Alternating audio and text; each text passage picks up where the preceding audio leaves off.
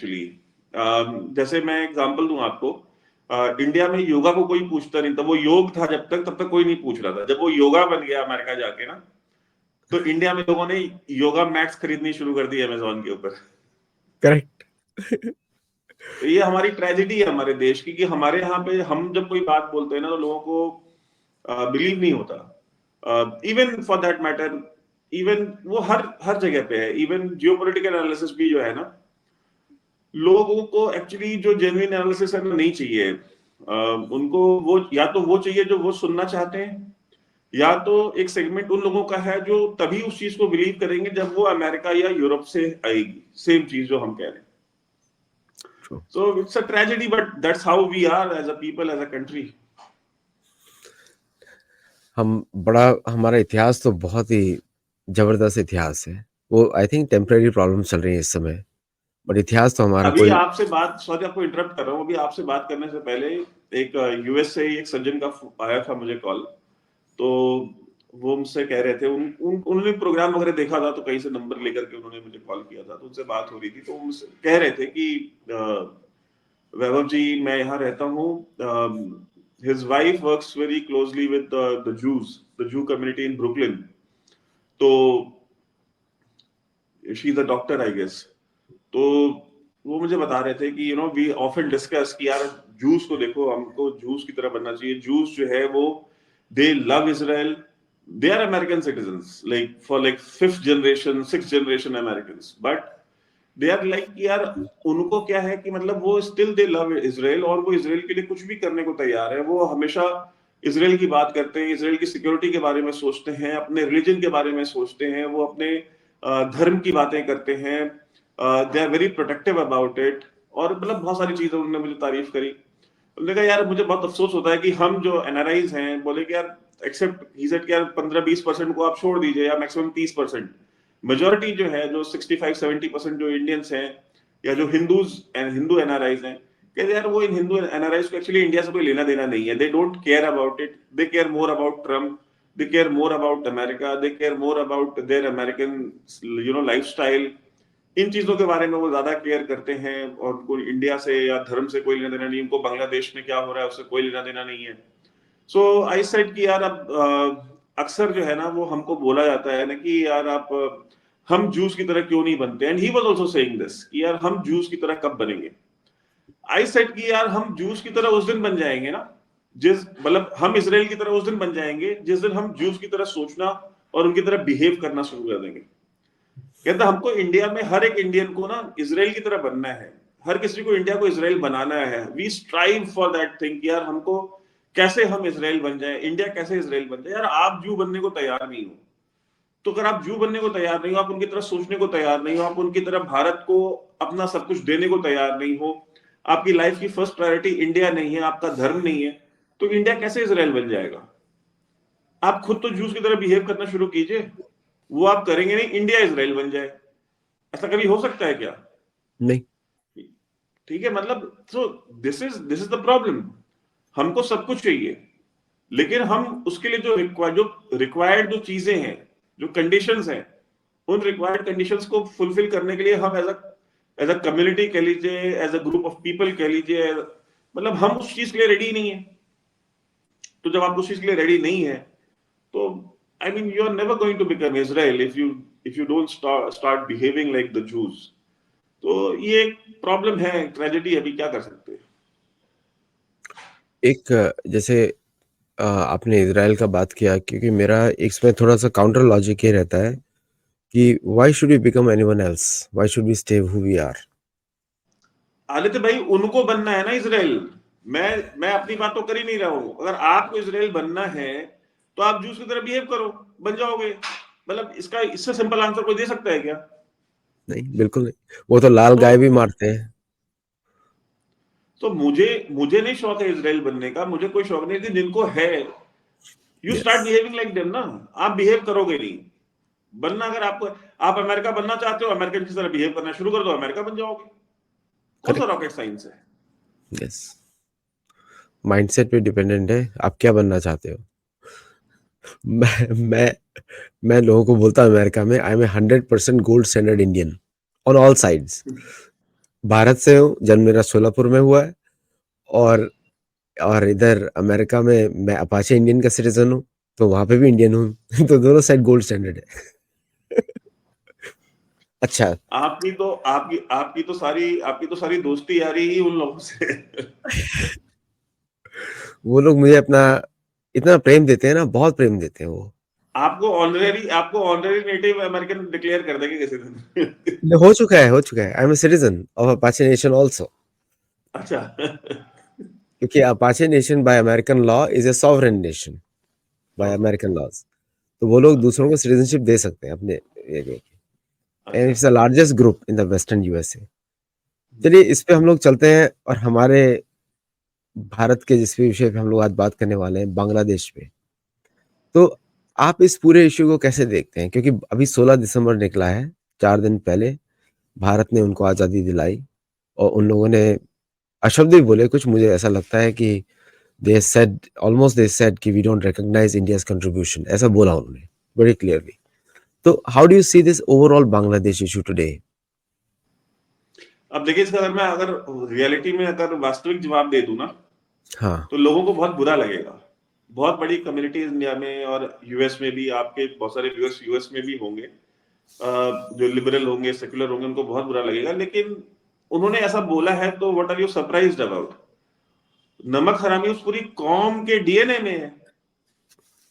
मतलब पाकिस्तानीज ने कभी कंट्रीब्यूशन आपका रिकॉग्नाइज किया है क्या? आपने कभी ह्यूमैनिटेरियन जस्टिस तो कभी उन्होंने रिकॉग्नाइज किया है क्या? बांग्लादेश भी आप छोड़ दो, आपके यहाँ जो इंडिया के अंदर रहते हैं, जो स्पेशल प्रिविलेज लेके बैठे हुए हैं, वक्फ बोर्ड लेके बैठे, मतलब मजहब के नाम पे दो दो मुल्क ले लिए इंडिया को, पार्टीशन करके। उसके बाद इंडिया में रह करके उनको स्पेशल प्रिविलेज भी चाहिए, पर्सनल लॉ भी चाहिए, वक्फ बोर्ड भी चाहिए, हलाला भी करना है, ट्रिपल तलाक भी देना है, गवर्नमेंट से हर सब्सिडी भी लेनी है, गवर्नमेंट के सारे पर्क्स एंड प्रिविलेजेस भी लेने हैं। आप देख लीजिए, उत्तर प्रदेश में संभल में कोई बिजली का बिल नहीं दे रहा था। वहां का जो मेंबर ऑफ पार्लियामेंट है बर्क, उसके घर के बिजली का बिल जो है वो नोएडा या उत्तर प्रदेश के किसी गांव में रहने वाले जो बिलो पॉवर्टी लाइन जो फैमिली होगी, उसके घर से भी कम बिजली का बिल, जो कच्चे घर में रहता है उससे भी कम बिजली का बिल उसके घर का आ रहा था मेंबर ऑफ पार्लियामेंट के। तो चोरी, मतलब मुफ्त की बिजली, मुफ्त का पानी, मुफ्त का हज, मुफ्त का सब कुछ, ये पूरा पूरा मुल्क उन्हीं के, उनको ही तश्तरी में सजा करके हमने दिया हुआ था 75-76 साल से। मनमोहन सिंह ने एज अ प्राइम मिनिस्टर ये कह दिया कि इस देश के जितने भी रिसोर्सेज हैं, इन सारे रिसोर्सेज में सबसे पहला हक जो है वो मुसलमानों का है। उसके बाद भी वो कभी कांग्रेस से भी खुश नहीं रहे, वो आपसे भी खुश नहीं है। तो देश का बंटवारा करने के बाद, लाखों करोड़ों हिंदुओं को डिस्प्लेस करने के बाद, उनको जान से मारने के बाद, उनके बलात्कार करने के बाद, वो पाकिस्तान में खुश नहीं है, अगर इंडिया में खुश नहीं है, तो बांग्लादेश में आपको क्या चाहिए था? उनसे कोई मेडल चाहिए था ग्रेटिट्यूड का?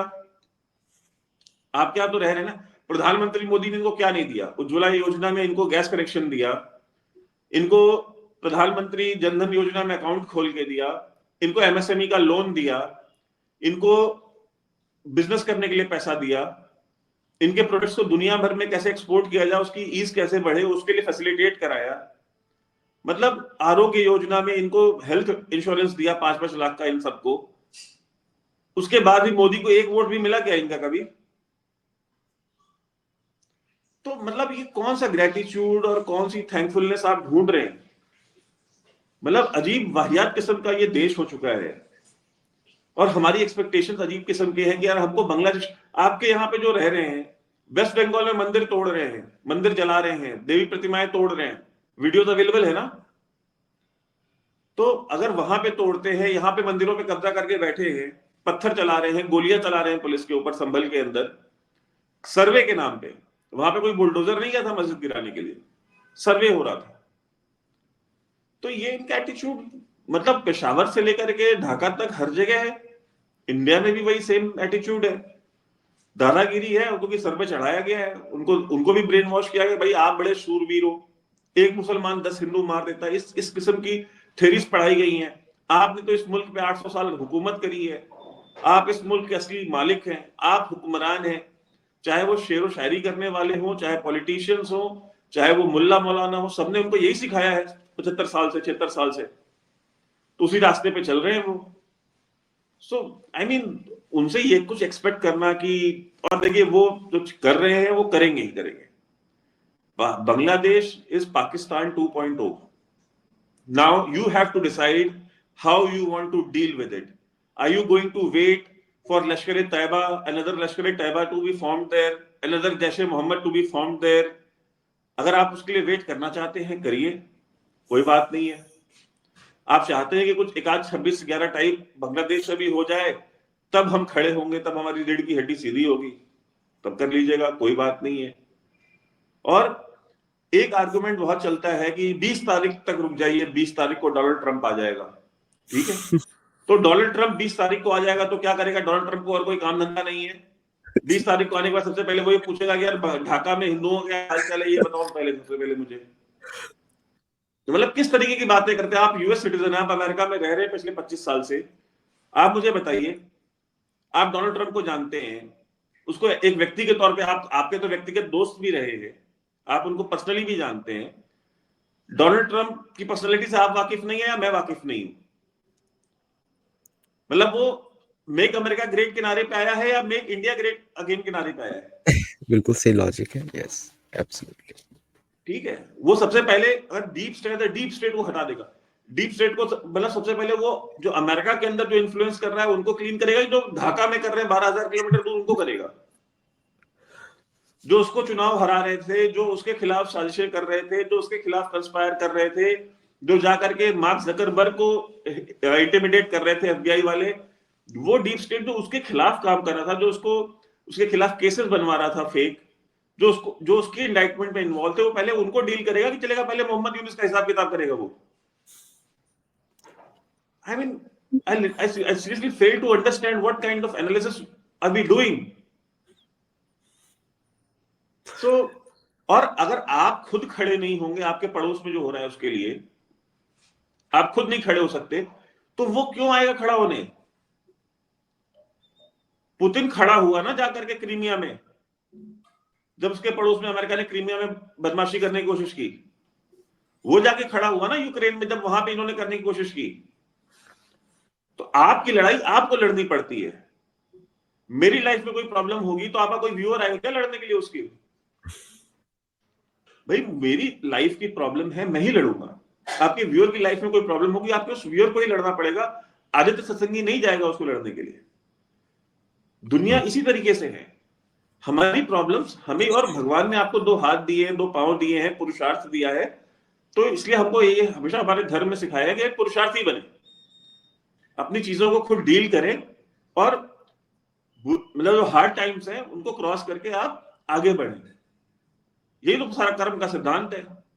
आप खुद अकर्मण्य हो गए, उम्मीद लगा करके आप ट्रम्प से बैठे हैं। मतलब ये वो बात हो गई कि भगवान राम अपने घर बैठ जाएं और सोचे कि कहीं किसी दूसरे देश का राजा आकर के आए और जाकर के सीता को छुड़ा के लेके आ जाए मेरे लिए। भगवान राम ने वेट किया था क्या कि जब फलाना व्यक्ति राजा बन जाएगा तब मैं निकलूंगा यहां से, जब मेरे पास प्रॉपर सेना आ जाएगी तब मैं जाऊंगा? उनके पास वानर थे, रीच थे, उनके पास जो भी था वो उनको ही लेकर के गए, उनको ही लेके लड़े वो। Whatever was available to him, he fought with the force that he had. He did not wait for anybody. उन्होंने Because दशरथ उनको महाराज पता की था भी कि सेनाएं मेरी नहीं, लड़ाई, उन्होंने दशरथ महाराज की भी सेनाएं नहीं ली, उन्होंने हाँ अपनी। मतलब मैं कह रहा हूं भाई, उन्होंने अपनी लड़ाई खुद लड़ी ना, कि किसी के लिए वेट किया था उन्होंने? He fought with what he had. My simple submission is that he did not wait for anybody. He did not wait for anybody's approval. आप अगर ये मानते हैं कि जो बांग्लादेश में हिंदू महिलाओं के साथ बलात्कार हो रहे हैं, जो हिंदू बच्चियों के साथ बलात्कार हो रहे हैं, जो बांग्लादेश में हिंदुओं के ऊपर अत्याचार हो रहे हैं, वो आपकी जिम्मेदारी नहीं है, वो आपकी रिस्पॉन्सिबिलिटी नहीं है, तो बिल्कुल कोई दिक्कत नहीं है मुझे। बट एक चीज याद रखिएगा, अगर आपने पाकिस्तान में भी हिंदुओं का अबैंडन किया, उनकी क्या हालत हुई आज हम जानते हैं। आज आप बांग्लादेश में अबैंडन कर रहे हैं, वहां पे भी क्या हालत हो रही है हम देख रहे हैं। वही पाकिस्तान वाली हालत होगी, और ये हालत आपके देश के अंदर हर एक राज्य में होगी। ये आपको लगता है ना कि पाकिस्तान में जो शुरू हुआ सिलसिला वो पाकिस्तान में नहीं रुका, वो बांग्लादेश पहुंचा। जो बांग्लादेश में शुरू हुआ है वो वेस्ट बंगाल पहुंचेगा, जो वेस्ट बंगाल पहुंचेगा वो आसाम भी जाएगा, जो बंगाल और वेस्ट बंगाल जाए, जो बंगाल और आसाम में गया है वो फिर बिहार और पूर्वांचल में भी आएगा। फिर धीरे धीरे धीरे धीरे ये पैरासाइट पूरे देश में फैलेगा। और आप गिव अप करते जाइएगा, क्योंकि आपको आपकी बीवी के जो सॉलिटेयर डायमंड्स हैं, आपके लिए आपकी जो प्रॉपर्टी है, आपके जो बच्चे का जो एजुकेशन है, आपके बच्चे का जो ग्रीन कार्ड है, वीजा है, उसका जो फॉरेन में सेटलमेंट, उसका बिजनेस, आपको क्या लगता है कि वो हमेशा वहां पे सेफ रहेगा? द कंडीशन ऑफ यूरोप, आप जो देख रहे हैं यूरोप में सिचुएशन, कितने दिन सेफ है? कमला हैरिस ने, जो बाइडेन ने जितने अफ्रीकन और जितने भी ये सारे आपके क्रिमिनल्स लैटिन अमेरिका से उठा उठा के लाकर के बसाए हैं पूरे अमेरिका में, सोमालिया से, यहां वहां से, ये वायरस आपके यहां नहीं फैलेगा। न्यूयॉर्क के अंदर एक कल का मैं स्पीच सुन रहा था न्यूयॉर्क में कि कितनी मस्जिदें खुल चुकी हैं, कितने लोग मुसलमान बन चुके हैं न्यूयॉर्क में। टाइम स्क्वायर में अगर लाखों की तादाद में अगर लोग अगर नमाज पढ़ रहे हैं, आप सेलिब्रेट करिए, आप उस मल्टीकल्चरलिज्म को आप सेलिब्रेट कीजिए, वो आपका पूरा अधिकार हो सकता है। लेकिन अगर आपको ये लगता है कि ये चीज आपके दरवाजे तक नहीं आएगी, तो यू आर हाईली मिस्टेकन। चाहे आप इंडिया में रहते हो, चाहे आप यूरोप में रहते हो, चाहे आप नॉर्थ अमेरिका में रहते हो सकता है कि यहां पहले आए, आपके यहां बाद में आए। But if you don't accept this problem as a threat, if you don't consider this situation as a problem, तो you are part of the problem. और if you are part of the problem, you will be at the receiving end of this problem। ये 100% होगा sooner or later।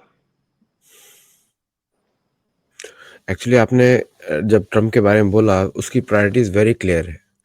उसको सबसे पहले अपनी political legacy बचानी है, नंबर 1, और उसको फोकस करना है impending economic crisis in America, क्योंकि उसको मालूम है कि क्या उसके देश के साथ हुआ है अभी तक फाइनेंशियली लास्ट 4 इयर्स में, उसको मालूम है।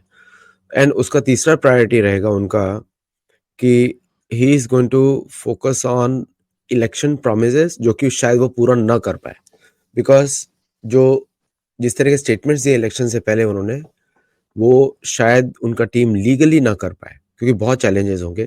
यहाँ तक कि आप you will be laughing at me, यहाँ तक कि रिसेंटली इंटरनेशनल इमिग्रेंट डे हुआ लॉस एंजलिस में, और जो इलीगल शरणार्थी जो अमेरिका में इलीगल्स लाए गए हैं, उन्होंने प्रोटेस्ट किया सबके सामने आके कि no one can take us out, और वो अमेरिकन लॉ को कोट कर रहे हैं।